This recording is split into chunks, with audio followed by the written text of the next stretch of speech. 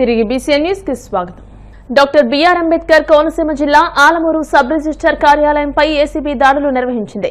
Rajamahendravaram ACB DSP M Kishore Kumar, సీఐలు వాసుకృష్ణ, భాస్కర్, సతీష్ ఆధ్వర్యంలో నిర్వహించిన ఈ దాడుల్లో పొలం రిజిస్ట్రేషన్ నిమిత్తం రైతు వద్ద నుండి నగదు డిమాండ్ చేసి తీసుకుంటూ ఉండగా సబ్ రిజిస్టర్ను రెడ్ హ్యాండెడ్ గా పట్టుకున్నారు. ఆలమూరు మండలం బడుగువానిలంక గ్రామానికి చెందిన గట్టి సుబ్రహ్మణ్యం అనే రైతు తన పేరు మీద ఉన్న 1.37 ఎకరాల భూమిని తన కుమారుడికి గిఫ్ట్ డీడ్ రిజిస్ట్రేషన్ చేయడానికి 50,000 రూపాయలు లంచం ఇవ్వాలని సబ్ రిజిస్టర్ సరోజిని డిమాండ్ చేసింది.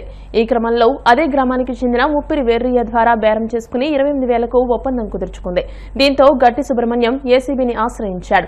రిజిస్ట్రేషన్ అనంతరం 28,000 రూపాయల నగదును సబ్ రిజిస్టర్ సరోజిని కుమారి కారు డ్రైవర్ దుర్గాప్రసాద్ కు ఇస్తుండగా దాడి చేసి పట్టుకున్నట్లు డీఎస్పీ కిషోర్ కుమార్ తెలియజేశారు. ఈ నగదుతో పాటు కార్యాలయంలో అదనంగా ఉన్న 35,000 రూపాయల నగదును కూడా గుర్తించి స్వాధీనం చేసుకున్నట్లు వివరించారు. సుబ్రహ్మణ్యం బడుగువాని లంక గ్రామం ఆలమూరు మండలానికి చెందిన వ్యక్తి. అతని పేరు మీద ఎకరా 37 సెంట్లు ఉంది. అతని పేరు మీద ఉన్న భూమిని వాళ్ళ అబ్బాయి మీదకి గిఫ్ట్ డీడ్ చేయాలనే క్రమంలో అతను ఆలమూరు సబ్ రిజిస్టర్ గారిని డాక్యుమెంట్ రైటర్ అయిన ముప్పిరి వెర్రయ్య ఎలియాస్ యేసు ద్వారా అప్రోచ్ అయ్యారు. ఇనీషియల్ గా ఈ గిఫ్ట్ డీడ్ రిజిస్ట్రేషన్ చేయడానికి 50,000 డిమాండ్ చేశారు. ఆ తర్వాత రిక్వెస్ట్ చేయగా 28,000కి దానికి అగ్రీ అయ్యారు. ఈ రోజు రిజిస్ట్రేషన్ అయిపోయిన తర్వాత ఈ 28,000 ఉన్నది. 28,000 కూడా సబ్ రిజిస్టర్ గారు అయిన విమల సరోజిని కుమారి, సబ్ రిజిస్టర్ ఆలమూరు, ఆమె యొక్క డ్రైవర్ దాసరి దుర్గాప్రసాద్ ద్వారా ఈ 28,000 తీసుకోవడం జరిగింది. ఆ 28,000 తీసుకునేటప్పుడు రెడ్ హ్యాండెడ్ గా పట్టుకున్నాం. అతని దగ్గర నుంచి 28,000 బ్రైవ్ అమౌంట్, ఈ ఆఫీస్ లో అన్అకౌంటెడ్ క్యాష్ ఒక 35,000 కూడా మేము రికవరీ చేసాం. ఎవరైతే వీరున్నారో వీళ్ళిద్దరిని కూడా అదుపులోకి తీసుకున్నాం. జ్యుడిషియల్ రిమాండ్ కి మేము పంపిస్తాం. పీపుల్ అందరికీ రిక్వెస్ట్ ఏంటంటే, ఎవరైనా సరే గవర్నమెంట్ ఉద్యోగులు మిమ్మల్ని బ్రైవ్ అమౌంట్ డిమాండ్ చేస్తే రాజమండ్రి ఏసీబీ ఆఫీస్ ని అప్రోచ్ అవ్వాల్సిందిగా మీ అందరికీ కూడా రిక్వెస్ట్ చేస్తున్నామండి. స్వయంభూ కాణిపాక వరసిద్ధి వినాయక స్వామి వారి వార్షిక బ్రహ్మోత్సవాల్లో భాగంగా చిలుక వాహనంపై వినాయకుడు దర్శనమిచ్చాడు. కాణిపాకానికి చెందిన ఆర్యవయస్సులు ఉభయదారులుగా వ్యవహరించారు.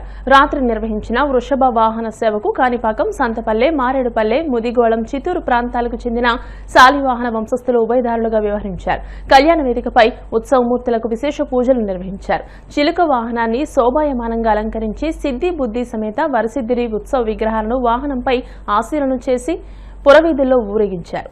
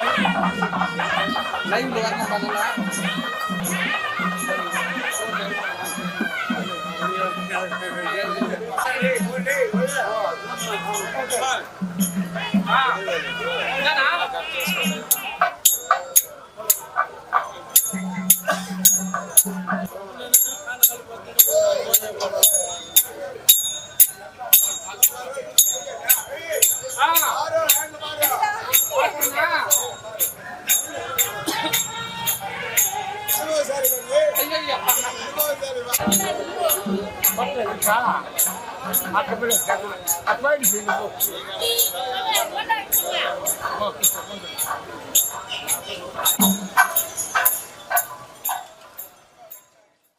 ఈశాన్య బంగాళాఖాతం పరిసర ప్రాంతాలలో ఉపరితల ఆవర్తనం కొనసాగుతోందని విశాఖ వాతావరణ శాఖ అధికారి తెలియజేశారు.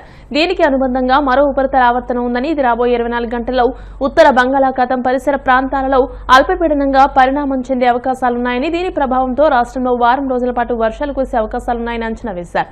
రేపు అత్యధిక ప్రాంతాలలో విస్తారంగా వర్షాలు కురిసే అవకాశాలున్నాయని వాతావరణ శాఖ తెలియజేసింది.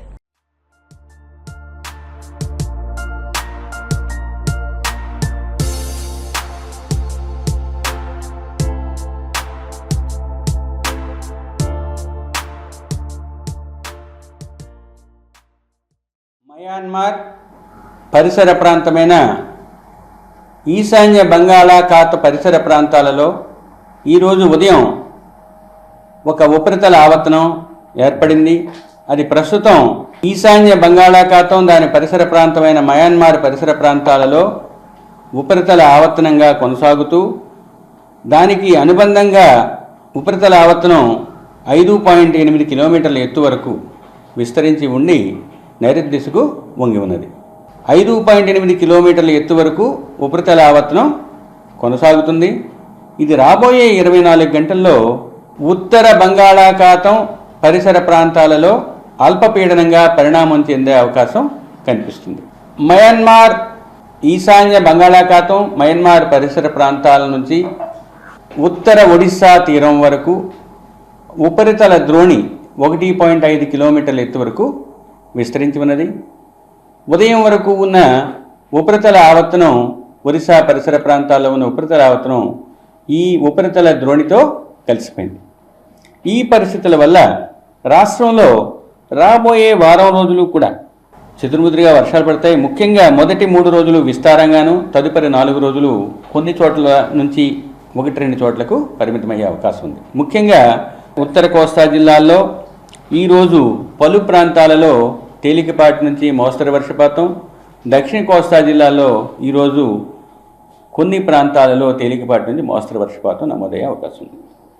రేపు అత్యధిక ప్రాంతాలలో తేలికపాటి నుంచి మోస్తరు వర్షపాతం ఉత్తర కోస్తా జిల్లాల్లో, దక్షిణ కోస్తా జిల్లాల్లో పలు ప్రాంతాల్లో పడే అవకాశం ఉంది. 3వ రోజు ఉత్తర దక్షిణ కోస్తా జిల్లాల్లో విస్తారంగా పలు ప్రాంతాలలో తేలికపాటి నుంచి మోస్తరు వర్షపాతం పడే అవకాశం.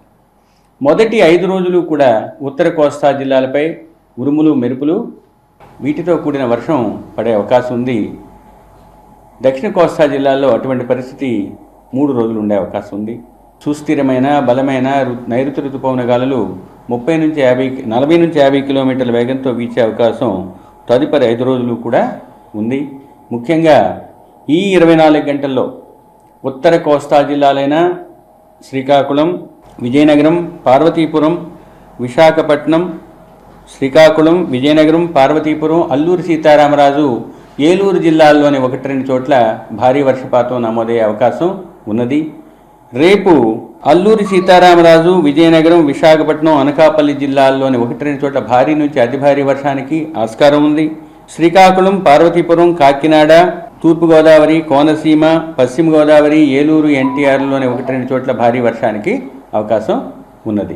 ఈ 3 రోజులు కూడా ఉత్తర దక్షిణ కోస్తా జిల్లాల్లో 1-2 చోట్ల భారీ వర్షానికి ఆస్కారం ఉన్నది. కోస్తా తీరం వెంబడి కోస్తా తీరం ఆవల 40 నుంచి 50 కిలోమీటర్లు, గరిష్టంగా 60 కిలోమీటర్ల వేగంతో ఈదురుగాలు వీచే అవకాశం రాబోయే 5 రోజులు కూడా ఉండే అవకాశం ఉంది. కాబట్టి మత్స్యకారులు వేటకు వెళ్ళవద్దని హెచ్చరికలు జారీ చేయటం జరిగింది. గడిచిన 24 గంటల్లో రాష్ట్రంలో కొన్ని ప్రాంతాల్లో తేలికపాటి నుంచి మోస్తరు వర్షపాతం నమోదైంది. ఆత్మకూరులో 2 సెంటీమీటర్ల వర్షపాతం నమోదైంది. వార్తలు ముగించే ముందు ముఖ్యాంశాలు మరోసారి. ఉప ముఖ్యమంత్రి పవన్ కళ్యాణ్ తో వీహెచ్పీ ప్రతినిధులు భేటీ, రాష్ట్రంలో దేవాలయాల నిర్వహణ, అభివృద్ధి, ధార్మిక ప్రచారం, సేవా కార్యక్రమాలపై చర్చ.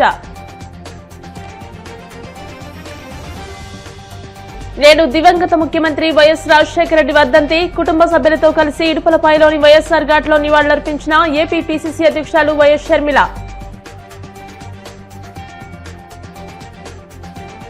కూటమి పాలనలో టీటీడీ పాలక మండలి భక్తుల సేవ మరిచి వ్యాపారుల సేవలో మునిగిపోయింది. వైసీపీ రాష్ట్ర అధికార ప్రతినిధి భూమన కరుణాకర్ రెడ్డి ఆగ్రహం.